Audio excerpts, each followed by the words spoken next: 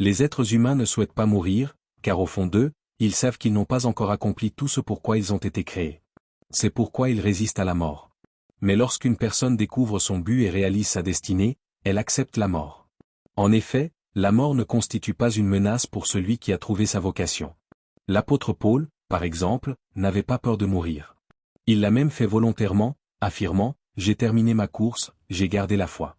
J'ai été versé comme une libation, il ne reste plus rien à faire, je suis prêt à être offert. » Il avait cette certitude claire face à la mort.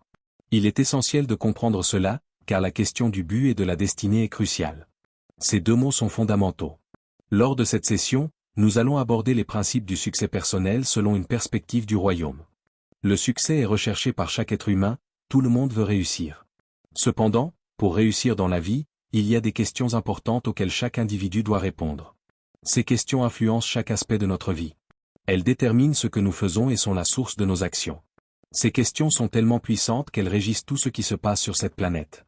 Elles sont à la base de tous les problèmes humains, des conflits, des crimes, des inégalités sociales, de la corruption. En fait, la quête des réponses à ces questions est la raison de notre comportement. Vous êtes ici ce soir, ou vous regardez cette vidéo, parce que vous cherchez les réponses à ces questions. J'ai résumé l'expérience humaine à travers ces 5 questions essentielles. La première question est « Qui suis-je » La majorité des gens n'a pas encore répondu à cette question, car elle peut être effrayante. L'individu moyen hésite à affronter cette interrogation. La deuxième question est « D'où viens-je » Une question à laquelle 99% des gens n'ont pas de réponse. Cette question ne concerne pas votre ethnie, mais plutôt votre origine profonde. La troisième question est « Pourquoi suis-je ici » Pourquoi ai-je été créé, pourquoi suis-je sur cette planète? Je suis certain que la plupart de ceux qui suivent cette vidéo n'ont pas encore trouvé la réponse. La quatrième question est « Qu'est-ce que je peux faire » Il s'agit de connaître votre potentiel et vos capacités. Plus de 90% des gens n'ont pas encore répondu à cette question. Enfin, la cinquième question est « Où vais-je » Il s'agit de votre destinée, de votre avenir. Où vous dirigez-vous? La première question touche à l'identité. La plupart des gens sont en quête de leur identité.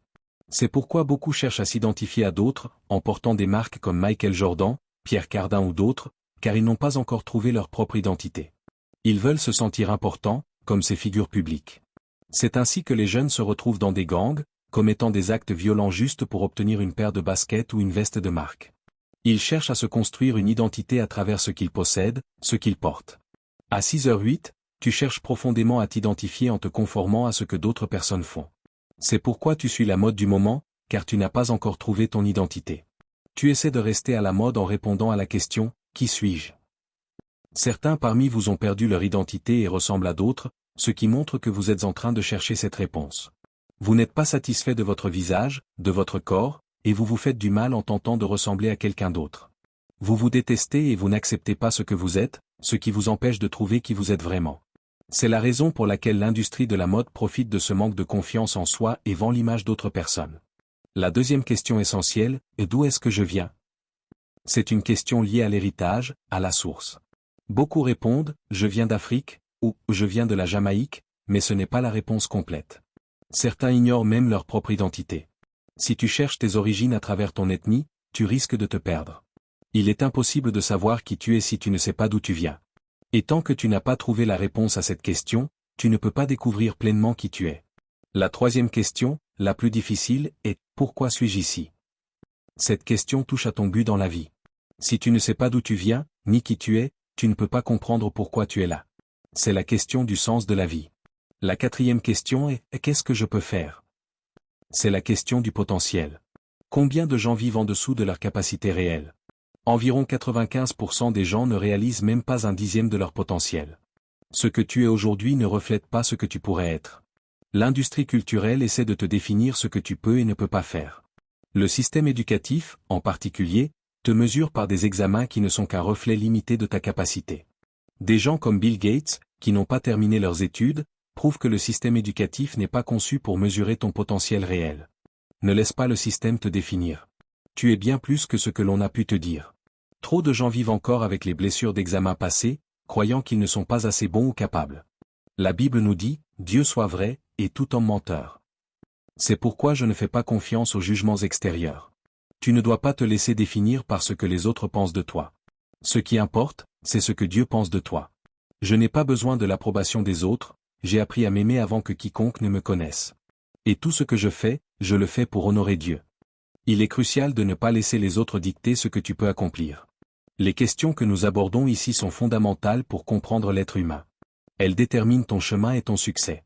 Le succès n'est pas aléatoire. En fait, il est prévisible.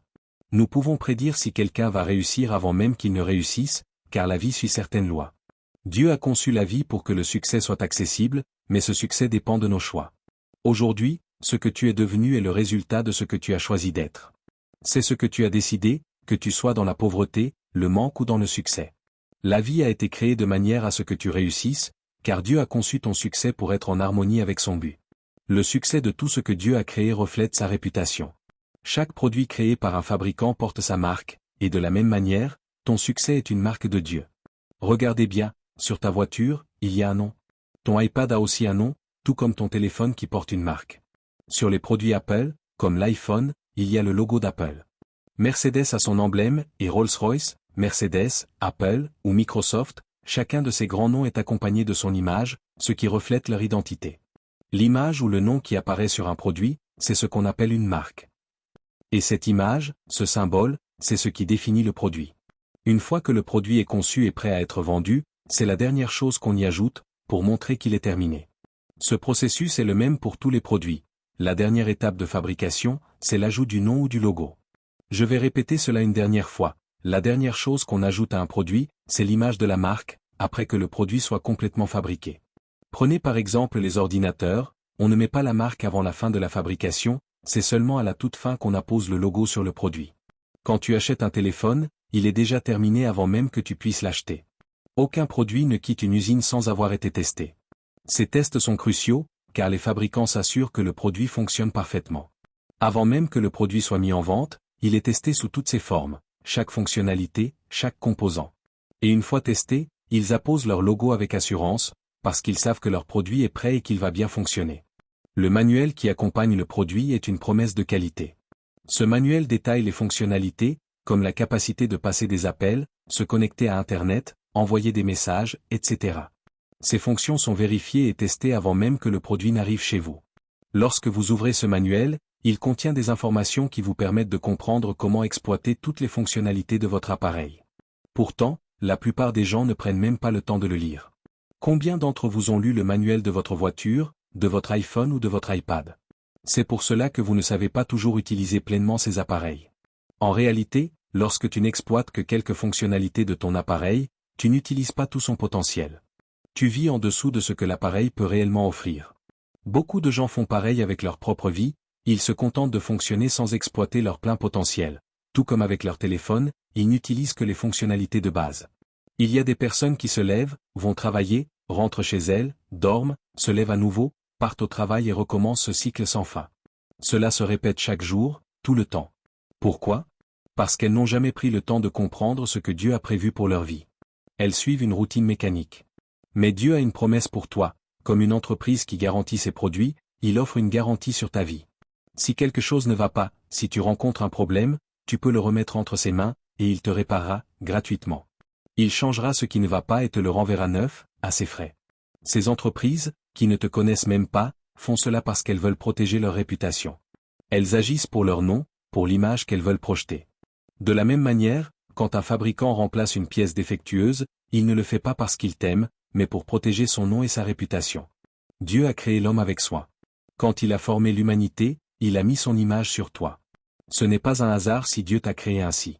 Avant même que tu sois conçu, il t'a déjà vu et testé. Comme il a dit à Jérémie, « Avant que tu sois dans le ventre de ta mère, je t'avais déjà connu et établi. » Cela montre que tu n'as pas commencé à exister au moment de ta naissance, mais que Dieu t'a déjà préparé et destiné à une grande mission. Tu n'es pas un projet en cours, mais un produit fini. Quand Dieu t'a créé, il t'a donné tout ce dont tu avais besoin. Tout ce qui était nécessaire pour accomplir ta mission était déjà en toi. Tu es comme un iPad avec de nombreuses fonctionnalités. Beaucoup de personnes utilisent seulement une petite partie de ce potentiel, mais tout ce qui est en toi est là pour une raison. Quand tu commenceras à manifester tout ce que tu es destiné à être, tu verras que tu n'as encore rien découvert de tout ton potentiel. Dieu t'a déjà préparé à accomplir de grandes choses. Cela signifie que tu es prêt à faire face à tout ce qui vient, car tu es déjà une œuvre achevée. Je n'ai encore rien montré, mais je vais bientôt me manifester. Tu vas découvrir qui je suis, tu verras ce que j'ai en moi. Que quelqu'un puisse applaudir Dieu. Gloire à Dieu. C'est pour cela qu'il ne faut pas juger les autres. Le but d'une vie est intrinsèque à la personne, il ne faut pas chercher à le trouver, il est déjà là, en toi. C'est pourquoi tes rêves sont si grands. Parfois, tu as peur de toi-même, car ta culture te dit qui tu devrais être, mais personne ne sait réellement qui tu es. Il faut que tu laisses Dieu être la vérité et que tout homme soit un menteur. Ce que Dieu a créé en toi est unique, et personne ne peut vraiment te connaître mieux que ton Créateur. Alors, garde tes opinions pour toi et occupe-toi de tes affaires. Le succès dans la vie découle des décisions que tu prends. L'échec, c'est aussi le fruit des choix que tu fais. En d'autres termes, tout le monde arrive sur Terre, mais c'est toi qui choisis la manière dont tu vas te manifester. Peut-être que seule une personne a eu la révélation de ce que tu vas devenir, mais sache ceci, tu es déjà un vainqueur. Des millions de spermes ont été libérés, et tu as été celui qui a triomphé pour être ici. Tu n'es pas en compétition avec la vie, tu es déjà un gagnant. Si tu es ici, c'est parce que tu as déjà triomphé. Applaudissons pour cela. Dieu savait que tu allais gagner, sinon il ne t'aurait pas permis de venir au monde. Il a prévu ta victoire avant même ta naissance. Tu es déjà destiné à réussir. Tu ne fais pas que essayer de gagner dans la vie, tu es déjà un vainqueur. C'est une excellente nouvelle, n'est-ce pas? Tu es ici parce que Dieu a déjà prévu ton succès. C'est pour cela qu'il est important de comprendre que, dès ta naissance, ton avenir est déjà en toi. Dieu ne place pas l'avenir d'un produit devant lui, il le met dans le produit. Quand tu es venu sur terre, tu étais déjà complet, tu étais déjà fini, car ton commencement portait déjà en lui la fin. Tout ce que tu devais devenir, Dieu l'a déjà placé en toi. Il a prévu ton avenir avant même que tu naisses.